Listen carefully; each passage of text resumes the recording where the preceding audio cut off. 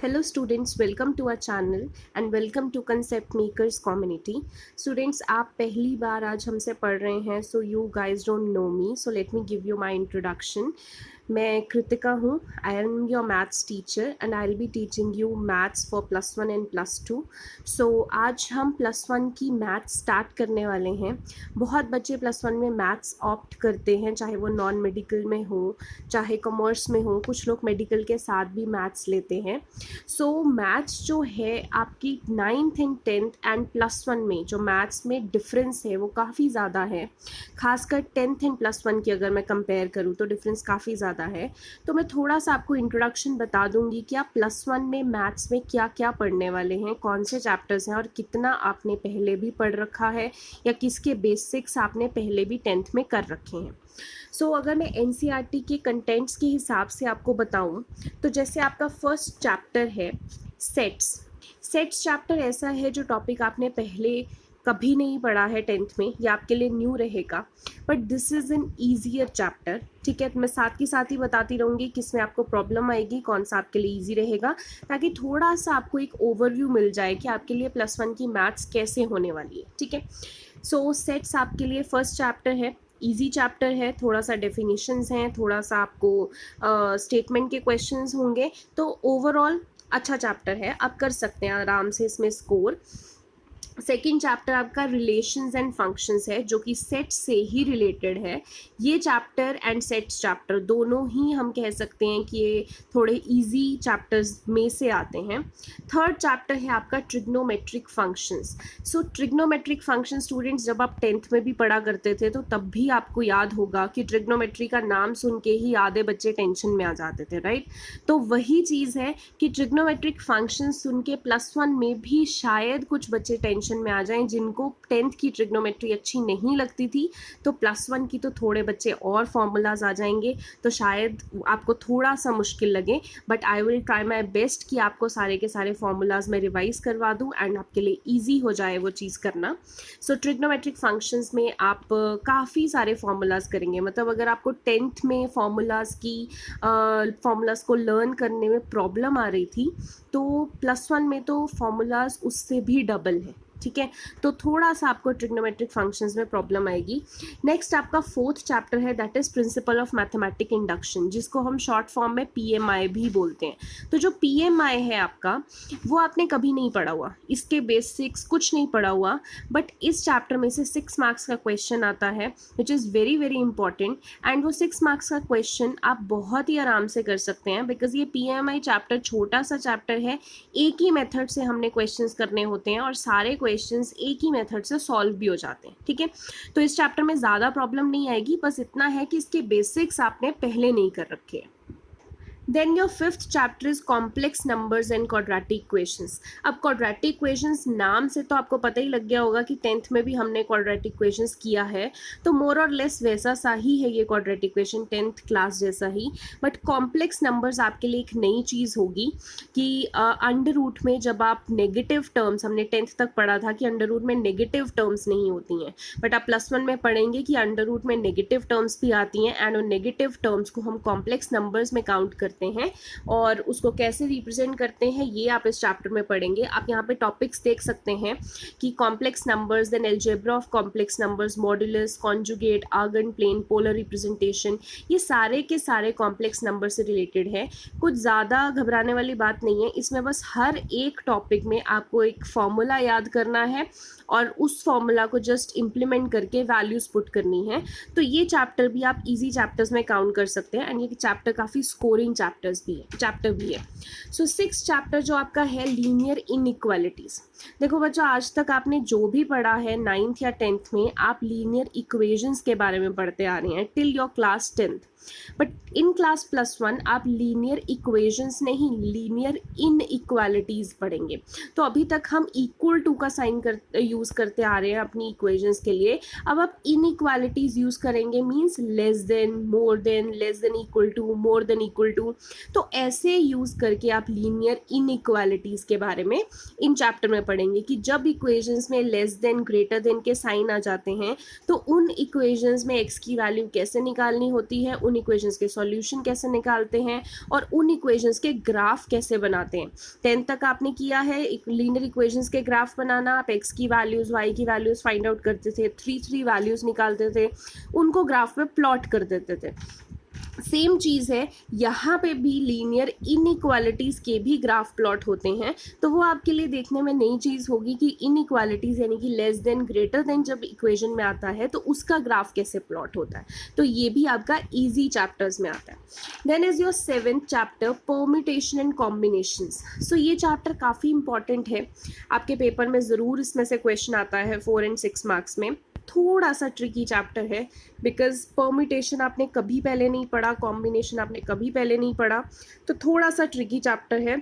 ये आप कह सकते हैं कि मुश्किल चैप्टर कई बच्चों को लगता है, तो इसमें थोड़ा सा काम करने की ज़रूरत है। Then next chapter is binomial theorem. Binomial theorem देखो, कहने को अगर आप कई बच्चे ऐसे ही छोड़ के चले जाते हैं इस चैप्टर को, क्योंकि वो एफर्ट ही नहीं करते इसको सॉल्व करने की, उनको लगता है कि बड़ा लेंदी है, बहुत लंबे लंबे क्वेश्चंस हैं, तो छोड़ जाते हैं, क्या एक या दो क्वेश्चंस आ जाएंगे इस चैप्टर में से। बट स्टूडेंट्स, ये चैप्टर काफ़ी स्कोरिंग है, अगर आप इस चैप्टर को कर लीजिए तो कोई बहुत मुश्किल क्वेश्चंस नहीं आते हैं इसमें। 2-3 चीज़ें आपको सीखने की ज़रूरत है। ये जो बायनॉमियल थ्योरम है बेसिकली, ये आपको सीखने की ज़रूरत है, उसको बस इंप्लीमेंट करना है, आप क्वेश्चंस को आराम से सॉल्व कर सकते हैं। आप मेरे साथ पढ़ेंगे, ये चैप्टर डेफिनेटली आपको इजी लगने वाला है एंड आप पेपर में कभी भी इस चैप्टर का क्वेश्चन नहीं छोड़ के आएंगे, आई गारंटी यू।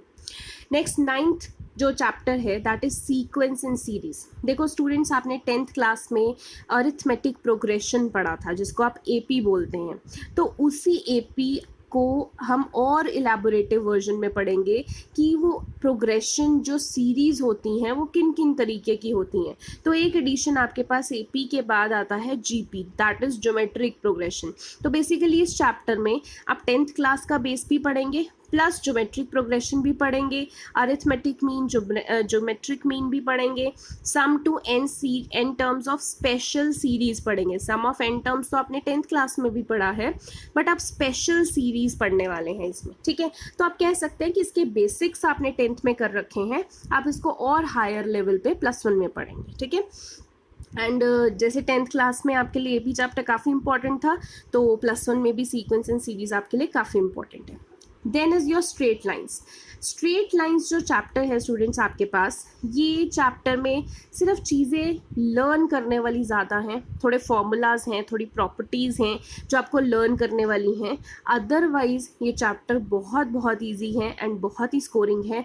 अगर आप सारे फॉर्मूलाज एक बार रट्टा मार सकते हैं, लर्न कर सकते हैं, एंड आपको रट्टा मारने की भी ज़रूरत नहीं पड़ेगी। अगर आप उन फॉर्मूलाज के बेसिक्स को समझ लेंगे तो आपको फॉर्मूलाज रट्टा भी मारने की ज़रूरत नहीं पड़ेगी। बट कुछ चीज़ें हैं, अगर आप वो लर्न करके रख लेते हैं तो ये चैप्टर करना बहुत ही आसान है। सो ये चैप्टर भी स्कोरिंग चैप्टर्स में से आता है। Then is your conic section, 11th chapter conic section. ये चैप्टर भी इजी चैप्टर्स में से है बिकॉज इसमें आपको सिर्फ टेबल्स लर्न करने हैं, आपको इक्वेशंस लर्न करनी है कि सर्कल की इक्वेशन क्या है, पैराबोला की क्या है, एलिप्स की क्या है, हाइपरबोला की क्या है, आपको इनके टेबल्स लर्न करने होंगे। जब मैं ये चैप्टर करवाऊंगी तो आपको इनके टेबल्स करवाऊंगी, तो आप अगर टेबल लर्न कर सकते हैं then this is a very very easy chapter and आप बहुत आराम से इसके क्वेश्चन पेपर में सॉल्व कर सकते हैं। Then 12th is introduction to 3D geometry. Students, आपने 10th क्लास में कोऑर्डिनेट ज्योमेट्री किया होगा। कोऑर्डिनेट ज्योमेट्री हम 2 कोऑर्डिनेट से करते थे, x, y, बट अब 12th क्लास में 3D ज्योमेट्री करेंगे क्योंकि इसमें x, y के साथ z कोऑर्डिनेट भी आप पढ़ेंगे। तो जिस तरीके से आपका 10th क्लास का कोऑर्डिनेट ज्योमेट्री था, उसी अगर वो आपको अच्छे से आता है, उसी को थोड़ा सा हायर लेवल पे ले जाएं तो आप ये भी कर सकते हैं। मोर और लेस बहुत ज़्यादा एक दूसरे से मिलता जुलता है, बस 2 डायमेंशनल की जगह ये 3 डायमेंशनल है। x एंड y के अलावा इसमें z कोऑर्डिनेट भी है, तो this is also very easy chapter. Then is 13th chapter limits and derivatives. देखो ये चैप्टर आपने कभी भी नहीं पढ़ा, इसके बेसिक्स आपने कभी भी नहीं पढ़े हैं आप, बल्कि इस चैप्टर को +1 में पढ़ेंगे बिकॉज +2 में ये चैप्टर यूज़ होता है आपका। तो लिमिट्स एंड डेरिवेटिव्स आपका +1 में बेस बनेगा, +2 में आप इसको हायर वर्जन में करेंगे। तो ये चैप्टर थोड़ा सा सीखने की ज़रूरत है क्योंकि ये आपके लिए बिल्कुल नई चीज़ है। Then 14th chapter mathematical reasoning. Students, most of the schools have deleted this chapter. उनको आता नहीं है ये पेपर में, ठीक है। एंड मुझे पूरी उम्मीद है कि इस साल भी ये चैप्टर आपको डिलीट करवा दिया जाएगा, आपको पेपर में नहीं डालेंगे। सो मैं इस चैप्टर के बारे में ज़्यादा बात नहीं करूँगी क्योंकि कभी भी इस चैप्टर को मैंने बच्चों को मुझे करवाने की ज़रूरत नहीं पड़ी बिकॉज ये फाइनल्स में मोस्टली नहीं ही आता है, ओके। फिर भी अगर आपको आ जाता है तो नो इश्यूज़, थोड़ा सा चीज़ें सीखेंगे, ये चैप्टर भी आप कर पाएंगे। ऐसा कोई बहुत डिफ़िकल्ट चैप्टर नहीं है, टिपिकल चैप्टर नहीं है, you can do this. Then is 15th chapter statistics. Student statistics आप 9th क्लास से पढ़ते आ रहे हैं, आपने स्टैटिस्टिक्स के बहुत सारे फॉर्मूलाज भी किए हैं। सेम जो स्टैटिस्टिक्स है आपके पास वैसा ही फॉर्मूलाज वाला जैसे आपने मीन मीडियन मोड किया है उसी को और ज़्यादा आगे फॉर्मूलाज आप कुछ नए सीखेंगे, जैसे कि रेंज का formula, mean deviation, variance, standard deviation. आपको 10th में याद होगा जब आप मीन मीडियन मोड करते थे तो आपको बेसिकली उनके फॉर्मूलाज लर्न होने चाहिए थे। फॉर्मूलाज लर्न होते हैं तो आप उनके टेबल्स भी बना पाते हैं, आप कैलकुलेशन भी कर पाते हैं। सो सेम चीज़ आपका स्टैटिस्टिक्स यहीं पे है, +1 में भी है। आपको अगर फॉर्मूलाज लर्न होंगे तो आप टेबल भी बना पाएंगे, कैलकुलेशन भी कर पाएंगे। 4 और 6 मार्क्स में स्टैटिस्टिक्स का क्वेश्चन आता है एंड ये बहुत ही आपके लिए स्कोरिंग चैप्टर है, आप कभी भी इसको छोड़ के मत जाइए। एंड अगर आप फॉर्मूलाज लर्न कर सकते हैं तो ये चैप्टर बहुत ही आसान है आपके लिए। Then last chapter is your probability chapter. Students probability भी आप 9th से पढ़ते आ रहे हैं। 9th में जो प्रोबेबिलिटी है that is little bit easier probability. 10th में थोड़ा सा आपको टिपिकल लगा होगा, +1 में आप कह लीजिए कि एक लेवल और बढ़ गया आपका, ठीक है। कुछ बहुत ज़्यादा मुश्किल नहीं है, फिर से मैं कहूँगी ये बहुत ही स्कोरिंग चैप्टर है, आप इसको कर सकते हैं आराम से। I make you practice each and everything, आपको ज़्यादा प्रॉब्लम नहीं आएगी इस चैप्टर में। वही प्रोबेबिलिटी के फॉर्मूलाज हैं, बस आपको सिचुएशंस अलग दे देंगे, स्टेटमेंट वाले क्वेश्चंस आ जाएंगे, आपको थोड़ा सा सोचना ज़्यादा पड़ेगा कि इसकी प्रोबेबिलिटी कैसे निकलेगी। डायरेक्ट क्वेश्चंस थोड़े से कम होते हैं but still I would say कि this is a very scoring chapter, आप इसको कर सकते हैं। इसको देख के घबराना नहीं है कि स्टेटमेंट नहीं समझ में आ रही, जब मैं कराऊंगी आई एम श्योर आपको चीज़ें समझ में आएंगी, आप अच्छे से कर पाएंगे। सो स्टूडेंट्स आपके टोटल 16 चैप्टर हैं जिसमें मैंने मैथमेटिकल रीजनिंग अभी अगर ना इंक्लूड करें तो 15 चैप्टर्स हैं जो मैंने आपको ओवरव्यू दे दिया है। अब अगर ओवरव्यू की बात करूं तो आपके पूरी बुक में से आप देख सकें तो मैंने जो डिफ़िकल्ट चैप्टर्स आपको बोले हैं that is trigonometric functions, then आपका डिफ़िकल्ट चैप्टर है परम्यूटेशन एंड कॉम्बिनेशन, देन आपका डिफ़िकल्ट है लिमिट्स एंड डेरिवेटिव्स। ये 3 चैप्टर्स ऐसे से हैं जो शायद आपको, and you can also say binomial theorem if you feel like you can also say that. And sequence and series में जो जीपी वाला पोर्शन है वो आपको मे बी डिफ़िकल्ट लगे क्योंकि आपने शायद किया नहीं हुआ पहले, ठीक है। तो ये कुछ चीज़ें हैं जो आपको डिफ़िकल्ट लगेंगी, बट अगर बच्चों के माइंड में ये है कि अरे +1 का मैथ्स है, बहुत डिफ़िकल्ट होगा, हम कर नहीं पाएंगे, सो ये आप अपनी मेंटालिटी अभी स्टार्टिंग में ही मैं क्लियर कर रही हूँ कि इस मेंटालिटी को छोड़ दीजिए। +1 में आप बहुत अच्छा स्कोर कर सकते हैं, बहुत ही अच्छे से आपको चैप्टर्स आएंगे। मैं एक एक चैप्टर स्लोली आपको बेसिक्स के साथ करवाऊँगी। You will get to know कि कैसे आप +1 के मैथ्स को भी चुटकियों में सॉल्व कर सकते हैं, आपको ज़्यादा इश्यूज़ नहीं आएंगे and you can score very well in +1 maths also.